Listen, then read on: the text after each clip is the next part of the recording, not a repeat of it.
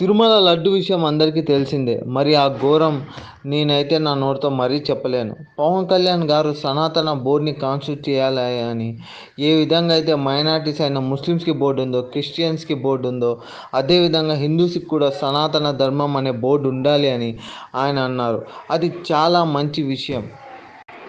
కానీ ఇప్పుడు వైఎస్ జగన్ గారు సడన్గా తెర మీదకి వచ్చారు. వైఎస్ జగన్ గారు తిరుమలకి వస్తా అన్నారు 28 తేదీన.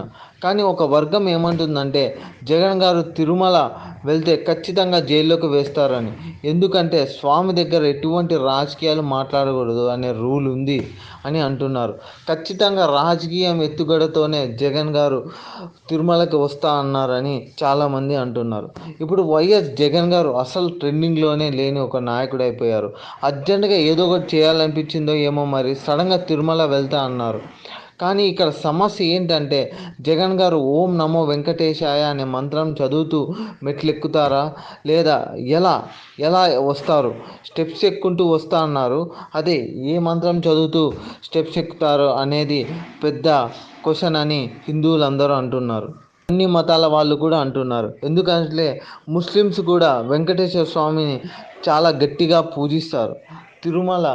తిరుమలలో ఉన్న వెంకటేశ్వర స్వామి కలియుగ దైవం అని వాళ్ళు కూడా పూజిస్తారు.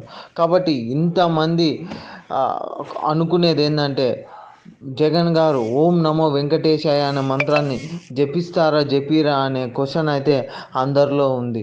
అలానే అన్య మతస్థులైన జగన్ గారు ఖచ్చితంగా సిగ్నేచర్ అనేది పెట్టి గుళ్ళోకి వెళ్ళాలి. అలానే ప్రసాదం అనేది తీసుకోవాలి.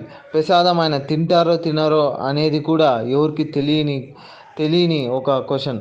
ఎందుకంటే ఖచ్చితంగా తిరుమలకి వెళ్ళిన వాళ్ళు అబ్దుల్ కలాం అయినా సరే, సోనియా గాంధీ గారు అయినా సరే ఖచ్చితంగా మాకు తిరుమల వెంకటేశ్వర స్వామి మీద నమ్మకం ఉంది, మేము అన్య మతస్థులైనప్పటికీ కూడా మాకు నమ్మకం ఉంది అనే సిగ్నేచర్ని పెట్టేసి మరీ వెళ్ళాలి. ఇప్పటివరకు జగన్ గారు సిగ్నేచర్ పెట్టి వెళ్ళలేదు. ఇప్పుడైనా పెట్టి వెళ్తారా లేదా అని హిందూస్ అందరూ చాలా ఆతృతగా వెయిట్ చేస్తున్నారు.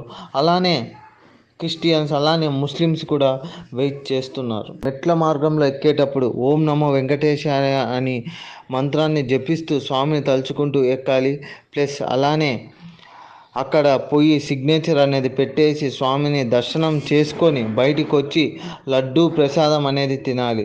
అలానే ఇంకోటి ఏమంటున్నారంటే భార్యాభర్తలతో పాటు వస్తే ఇంకా చాలా మంచిది అని చెప్పేసి చాలామంది హిందూస్ అలానే ముస్లిమ్స్ కూడా కోరుకుంటున్నారు.